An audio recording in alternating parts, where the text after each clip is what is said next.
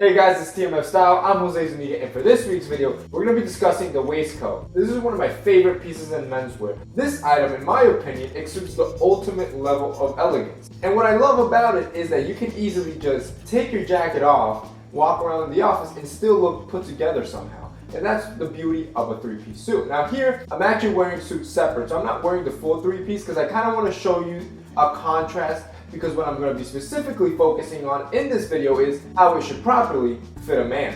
Now, I will be covering probably in a later down video on how to style a waistcoat, but in this video, it's all about fit. So we're going to be covering three main topics: overall body, overall leg, and how to button the waistcoat. If you can actually nail down the fit, this is probably one of the best items to shape a man. Now, I've always told you how menswear can actually shape you. And if you're a little bit on the heavy side, you got a muffin top, you got a little gut, this item can actually cinch your waist a bit. I guess you can see it as the waist trainer for men. And although it's not really gonna cinch up pounds of fat, it will slim down your appearance and make you look more fit. On the other end, if you're a gentleman that already has a lean body and have a nice drop, which basically is your chest to waist ratio, if it's already nice, a good fitted waistcoat is just gonna enhance that ultimate V shape that we all long for. So let's get started on fit. Like I mentioned, first let's talk about overall body. Unlike a suit, a waistcoat is gonna need to be a little bit more tight. As I've spoken about before, usually in a suit you want to leave about 3 to 4 fingers between your midsection of breathing room. However, on a vest, since there are no sleeves and it's just your midsection, it really doesn't constrict your movement all that much, and the tighter basically the better. However, don't take it to the extreme. Once you start seeing wrinkly lines or the fact that you can't breathe, you've gone too far. The most I usually recommend is about 1 inch of breathing room between your waistcoat and your shirt. So like I said, overall body, you want it to fit snug around your neckline and needs to meet your shirt collar and end about 1 inch before your shoulder line. As for the V the waistcoat provides, I usually recommend a little bit higher. So you've always heard me talk about how I like suit jackets that have a lower button stand, which create an elongated V.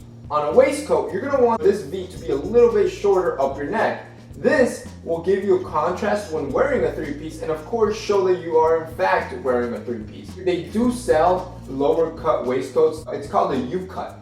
And this cut, usually when you button up your suit, you can't even tell you're wearing a vest. This is usually mostly recommended and traditionally just used for black tie events. When you're wearing a tux, instead of wearing a cummerbund, you can opt for wearing one of these lower cropped vests. However, when dressing a little bit more casually in a regular three-piece, I tend to recommend a higher V so you can actually expose that you're wearing a three-piece. Next is the length of the waistcoat. This is an area that a lot of men get wrong, and if you're buying your waistcoats from ASOS, it's probably because of that. Most of their models are wearing it wrong. You want your waistcoat to cover your waistline. To give you a really good example of where it should stop, if you're wearing a belt with your trousers, your waistcoat should cover your belt line, which you shouldn't even be wearing a belt, because traditionally when you wear a waistcoat you should pair it with suspenders. It's just proper etiquette, but we'll leave that for another video. We don't want to dive in too deep on etiquette. However, as a point of reference, if you are wearing a belt, the waistcoat should cover your waistline and the belt should not be exposed, at least not from the front. Next, we have buttoning and how you button a proper waistcoat. I learned very early on when I was learning about menswear that the last button on your waistcoat or vest should not be buttoned. I never understood why, and I just did it because I thought it was proper etiquette.